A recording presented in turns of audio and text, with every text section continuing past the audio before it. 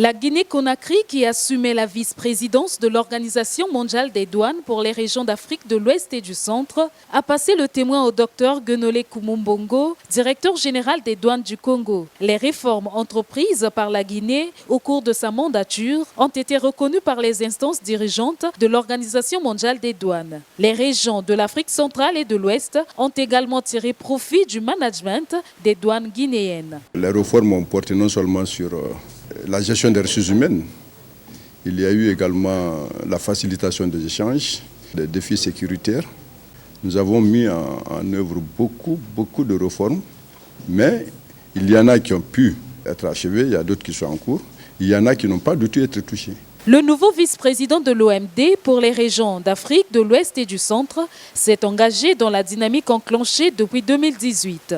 Certaines réformes ont été engagées par le général Toumani Sangaré, mais ces réformes doivent être poursuivies. Parmi ces réformes, on peut citer promouvoir l'intégrité dans le milieu douanier, renforcer une gestion des ressources humaines axée sur la compétence, promouvoir toutes les actions visant à la simplification, à l'harmonisation des procédures douanières, faciliter le commerce.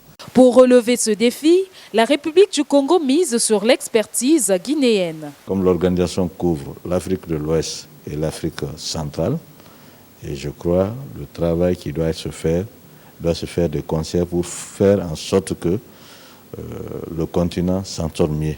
Donc j'ai transmis à travers ma modeste personne les salutations du président de la République, du Premier ministre, à son homologue congolais, président Denis Sassou Nguesso. Plusieurs recommandations d'ordre organisationnel et budgétaire ont été adressées au nouveau vice-président de l'OMD, le Dr Guenolé Mbongo Koumou, qui va présider aux destinées de cette organisation pour un mandat d'une année renouvelable.